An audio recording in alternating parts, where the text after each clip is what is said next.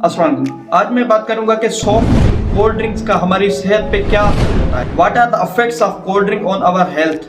Soft drink हमारी life में इतनी कॉमन हो चुकी है कि दुनिया के आप किसी भी मुल्क में जाओ, कहीं भी जाओ, आपको कोका कोला की बोतल तो जरूर मिल जाएगी। क्या आप जानते हैं कि दुनिया में सिर्फ 2 ही ऐसे मुल्क बचे हैं जहां कोका कोला की बोतल नहीं बिकती। एक नॉर्थ कोरिया और दूसरा है क्यूबा। बाकी सब मुल्कों में सिनेमा हॉल से लेकर क्रिकेट मैच तक, छोटे बच्चों से लेकर बड़ों तक, बड़ों से लेकर बूढ़ों तक हर कोई कोल्ड ड्रिंक पीना चाहता है। कॉलेज कैंटीन से लेकर मैरिज फंक्शंस तक हर कोई हर जगह इसको पीना चाहता है। कोका कोला की अपनी वेबसाइट के मुताबिक पूरी दुनिया में 1.9 सर्विंग एक दिन में कोका कोला की बोतल्स बिकती हैं। इमेजिन कर सकते हो कि ये कितना बड़ा नंबर है। ये तो सिर्फ एक ड्रिंक की बात हो रही है। अगर आप सारी सॉफ्ट ड्रिंक को इंक्लूड करो तो ये कितना बड़ा नंबर होता है। इतनी सॉफ्ट ड्रिंक्स पी जाती हैं वर्ल्ड वाइड। तो आज की वीडियो में इसी बारे में बात करेंगे कि एक्चुअली इन कोल्ड ड्रिंक्स के अंदर है क्या। खुद जानिए, फिर अपने खानदान और दोस्तों को ये वीडियो दिखाएं ताकि उनको पता लगे कि इन कोल्ड ड्रिंक्स में है क्या।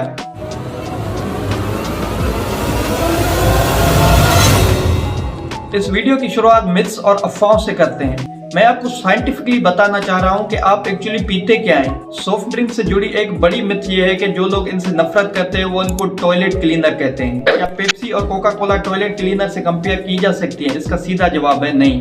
टॉयलेट क्लीनर और इन कोल्ड ड्रिंक्स को इसलिए कंपेयर किया जाता है कि इन दोनों में एसिड्स होते हैं, तो इसलिए लोग इनको कंपेयर करते हैं। हालांकि ये बात दुरुस्त नहीं है। कोल्ड ड्रिंक्स में अब जो एसिड्स होते हैं वो सिट्रिक एसिड और फास्फोरिक एसिड होते हैं। अब जो सिट्रिक एसिड है ये एक नेचुरल केमिकल है जो पाया जाता है लीमू और ऑरेंजेस में, और जो फास्फोरिक एसिड है ये कॉमन फूड ग्रेड एडेड है। एक्चुअली में जहाँ पे भी चीनी ज्यादा होती है वहाँ पे बैक्टीरिया ज्यादा ग्रो कर सकते हैं। अब ये फास्फोरिक एसिड उसी बैक्टीरिया की ग्रोथ को प्रिवेंट करता है। अब ये फास्फोरिक एसिड कोल्ड ड्रिंक के अलावा भी काफी चीजों में पाया जाता है, जिसमें पाया जाता है प्रोटीन ड्रिंक्स में पाया जाता है।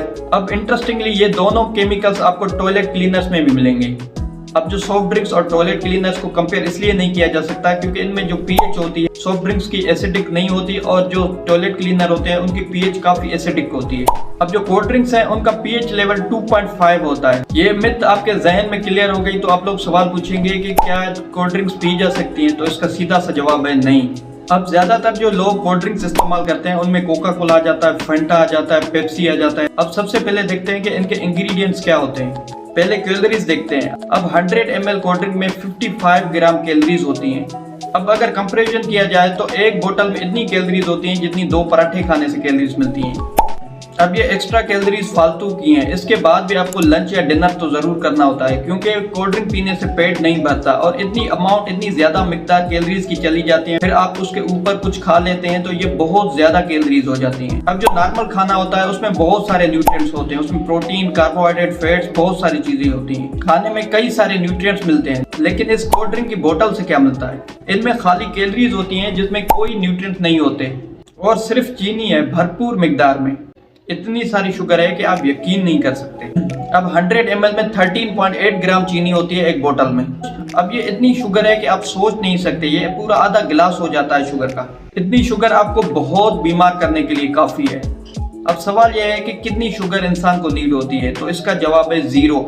अब जो गाइडलाइन रिकमेंड करती है कि एक इंसान को एडेड शुगर 0 लेनी चाहिए। हमें जो नॉर्मल फ्रूट से शुगर मिलती है, खानों से शुगर मिलती है, वो इनफ है। इससे ज्यादा हमें एडेड शुगर यूज नहीं करनी चाहिए। 1 ग्राम तक भी शुगर एडेड यूज नहीं करनी चाहिए।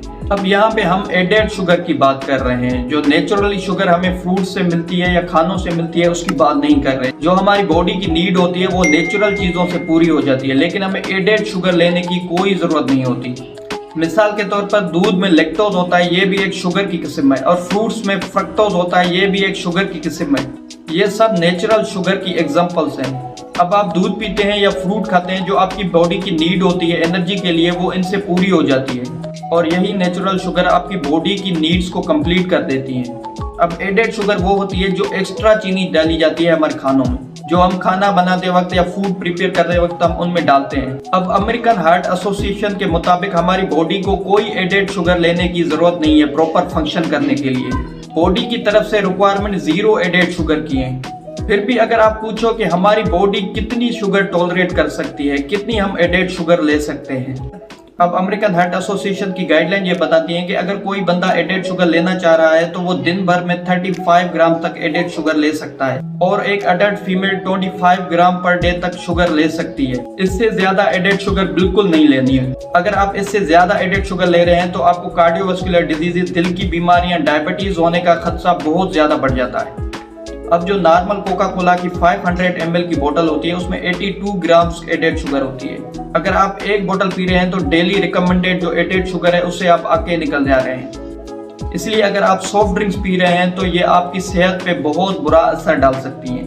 इंस्टेंटली तो अब कुछ नहीं होगा, एक दो बोतल पीने से आपको कुछ नहीं होगा, लेकिन ये आप अपनी डेली रूटीन में कंटिन्यू रखते हैं तो एक वक्त ऐसा आ जाता है कि आप बहुत ज्यादा बीमार पड़ जाते हैं। इस एक्सेसिव शुगर की वजह से बाद में जाकर आपके जॉइंट्स में पेन होना शुरू हो जाएगा, आपकी स्किन एजिंग की तरफ चली जाएगी, आपके पेंक्रियाज के बीटा सेल्स खराब होने लगेंगे, आपकी इंसुलिन रेजिस्टेंट होने लगेगी, आपको कार्डियोवास्कुलर दिल की बीमारियां होने लगेंगी। अब ज्यादातर लोग शुगर लेने को इतना सीरियस नहीं लेते, वो समझते हैं बस थोड़ा सा मोटा तो हो जाएंगे और क्या हो जाएगा, लेकिन उनको पता नहीं कि इवेंचुअली ये कितनी डिजीजेस काज करवा सकता है। शुगर से लेकर एक खतरनाक बात यह है कि शुगर से आप उसी तरह एडिक्ट हो सकते हैं जिस तरह आप एक ड्रग से हो सकते हैं।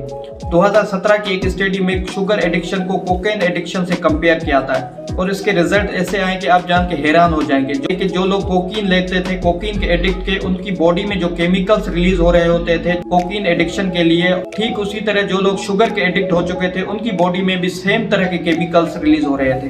तो इससे ये पता लगा कि शुगर भी उसी तरह एडिक्ट कर सकती है जिस तरह एक कोकेन ड्रग का एडिक्ट बंदा होता है। ठीक इसी तरह आप लोगों ने अपनी जिंदगी में देखा होगा कि जो लोग शुगर का इस्तेमाल करते हैं या सॉफ्ट ड्रिंक्स पीते हैं तो वो लोग उनके एडिक्ट हो जाते हैं। वो रेगुलर बेसिस पे कोल्ड ड्रिंक्स का ज्यादा मीठे का इस्तेमाल कर रहे होते हैं। ऐसे बहुत कम लोग मिलेंगे कि जो कहते हैं कि मैं सिर्फ 2-3-4 महीने में एक कोल्ड ड्रिंक पीता हूँ। जो लोग कोल्ड ड्रिंक्स का इस्तेमाल करते हैं वो डेली बेसिस पे उनको पीते हैं। खासतौर पर आजकल रमजान चल रहा है, लोगों में एक ट्रेंड हो गया है कि लोग अफ्तारी में कोल्ड ड्रिंक्स का इस्तेमाल करते हैं। हालांकि ये बात बिल्कुल गलत है। तो अगर आप भी कोल्ड ड्रिंक्स का इस्तेमाल कर रहे हैं तो आज से ही इन कोल्ड ड्रिंक्स का इस्तेमाल करना बंद कर दें, क्योंकि इनका इस्तेमाल करने से आपके सेहत पर बहुत बुरे असरात पड़ते हैं। तो ये थे कुछ फैक्ट्स कोल्ड ड्रिंक के बारे में। होपफुली आपको इस वीडियो से कुछ नया जानने को मिला होगा। अगर आपको इसी तरह के वीडियोस आगे देखने हैं तो आप मेरा YouTube चैनल सब्सक्राइब कर सकते हैं। Thank you.